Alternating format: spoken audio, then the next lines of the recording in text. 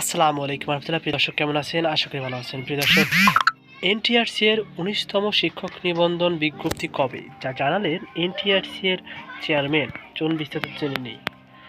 প্রিয় দর্শক, বেসরকারি শিক্ষক নিয়োগ 19তম বিজ্ঞপ্তি চলতি বছর প্রকাশ করা সম্ভব নয় বলে জানিয়েছেন বেসরকারি শিক্ষক নিবন্ধন ও প্রত্যয়ন কর্তৃপক্ষ এনটিআরসি এর চেয়ারম্যান মোহাম্মদ আমিনুল ইসলাম। সম্প্রতি দ্য ডেইলি ক্যাম্পাসের সাথে আলাপকালে তিনি এই কথা বলেন। এনটিআরসির চেয়ারম্যান বলেন, নির্বাচনের তফসিল ঘোষণা হয়ে গেছে। এখন বিজ্ঞপ্তি প্রকাশ করলেও আবেদন গ্রহণ সহ অন্যান্য বিষয়ে সমস্যা দেখা দিতে পারে। নির্বাচন শেষ না হওয়া পর্যন্ত মনে হয় না 19তম নিবন্ধনের বিজ্ঞপ্তি প্রকাশ করা সম্ভব হবে। নতুন নিয়োগ পদ্ধতিতে যেসব পরিবর্তন আসছে। নতুন নিয়োগ পদ্ধতিতে স্কুল, কলেজ, মাদ্রাসা ও কারিগরি 3 বিভাগের জন্যই 200 নম্বরের পরীক্ষার প্রস্তাব করা হয়েছে।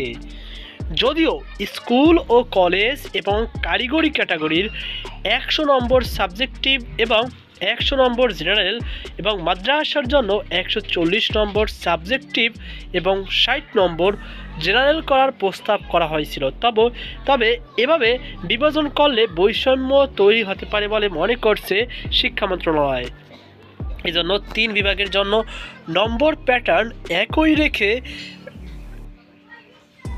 চিন্তাভাবনা করা হচ্ছে। প্রিয় দর্শক, এ বিষয়ে শিক্ষা মন্ত্রণালয়ের এক কর্মকর্তা দ্য ডেইলি ক্যাম্পাসকে বলেন, পরীক্ষা পদ্ধতি নিয়ে আলোচনা অনেক ধরনের প্রস্তাব করেছেন। স্কুল, কলেজ এবং কারিগরির জন্য একরকম, আবার মাদ্রাসার জন্য আরেক রকম। 3 বিভাগের জন্য পৃথক পদ্ধতি করা হলে এক প্রকার বৈষম্য করা হবে। সেজন্য আমরা 3 বিভাগের জন্য একই রকম পরীক্ষা পদ্ধতি নিয়ে ভাবছি। সামনে এনটিআরসি এর বোর্ড সভার বিষয়টি নিয়ে আলোচনা করা হবে। পরবর্তীতে মন্ত্রণালয়ের সভায় এটি চূড়ান্ত করা হবে।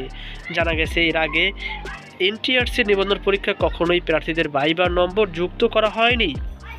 প্রথমবারের মতো ভাইবার নম্বর যুক্ত করার উদ্যোগ নেওয়া হয়েছে। নতুন বিধিমালায় ভাইবার নম্বর যুক্ত করা হবে। এ ব্যাপারে ইতিবাচক শিক্ষা মন্ত্রণালয়।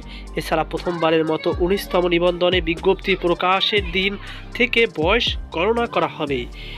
এ বিষয়ে মাউসির এক কর্মকর্তা দ্য ডেইলি ক্যাম্পাসকে বলেন, বিসিএস সহ সব ধরনের চাকরি পরীক্ষায় ভাইবার নম্বর যুক্ত করা হয়। আমরাও এনটিআরসি এর নিয়োগ পরীক্ষায় ভাইবার নম্বর যুক্ত করার মতামত দিয়েছি। ভাইবার নম্বর যুক্ত না হলে প্রার্থীদের প্রকৃত মেধা যাচাই করা সম্ভব হবে না। আশা করছি আমাদের মতামত শিক্ষা মন্ত্রণালয় গুরুত্ব সহকারে বিবেচনা করবে। তো প্রিয় দর্শক, এই ছিল আমার হাতে সর্বশেষ আপডেট তথ্য। এ নিয়ে আপনার কোনো মতামত থেকে থাকলে অবশ্যই কমেন্ট বক্সে জানাতে পারেন। সকলে ভালো থাকুন, সুস্থ থাকুন। আজকে এই পর্যন্তই।